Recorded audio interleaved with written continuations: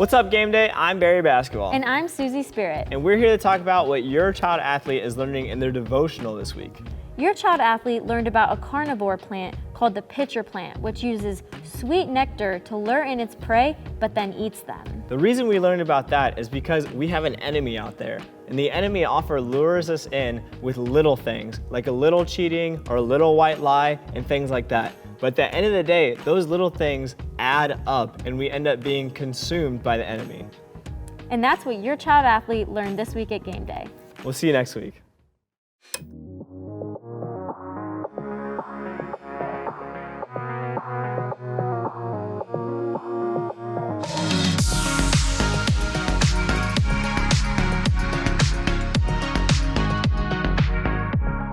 What's going on, Game Day? I hope everybody is having a great Saturday. This is Mark again from the Sports Ministry Department, and I just wanted to check in and talk one more time about how we can help out. We know when the parents are healthy, everybody wins. And if you were with us before, I talked a little bit about the 5 love languages and how they can help with a spouse or a significant other. And what I want to talk about today is how can those same 5 love languages help us when we're working with our children. So if you don't remember, the 5 love languages: acts of service, words of affirmation, quality time, gifts, and physical touch. All right, and so where these are really important with our kids is we need to understand how are their buckets filled up. And Dr. Chapman, who came up with these 5 love languages, reminds us a lot. This isn't about if we love our kids or not. This is about, do our kids feel loved? How do they feel loved? What's important to them? And so that's where these love languages can really come in. And they can be very different even inside the same house with your kids. So what I tried to do here is show a little representation of what ours look like in our family.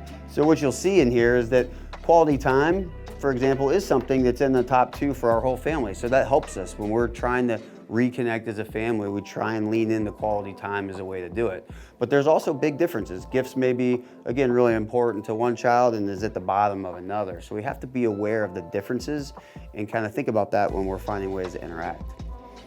The other thing I would tell you is that just like with the spouse and significant other conversation, these can change over time. Kids change over time. And so this is a great way to kind of always keep yourself in check when you guys are finding ways to interact.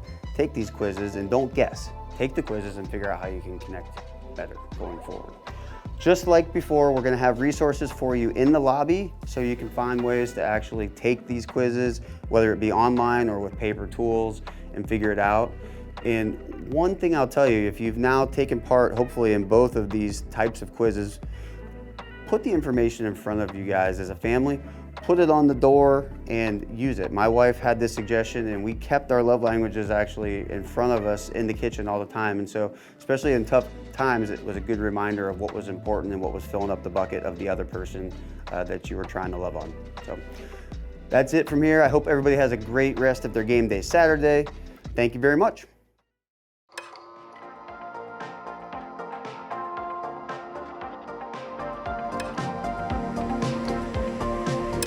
Hello everybody, hope you're having an excellent game day Saturday. I'm here today with Steve to talk a little bit about his game day volunteer experience. Steve, thanks for joining us. Well, thank you for having me. Yeah.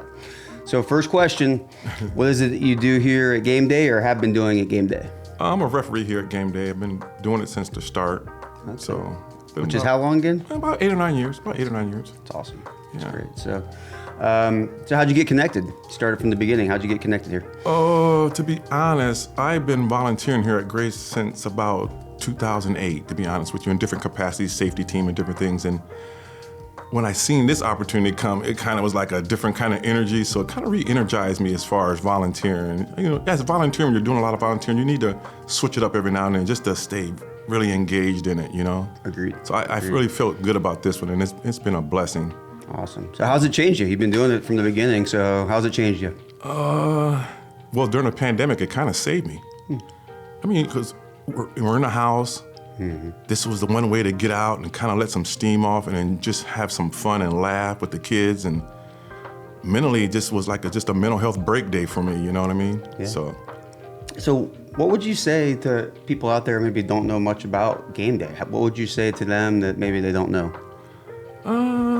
My favorite thing about Game Day would be that we touch every corner of Summit County. We have kids coming from all over, and to me, that's powerful.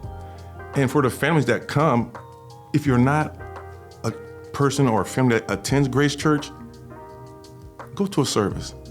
Give us a shot. Let your kids get involved in some of the programs there. It would be refreshing. Your kids will love it. It just don't have to stop with game day. It can start with game day, but it don't have to stop with game day. That's what I would say. That's my favorite thing.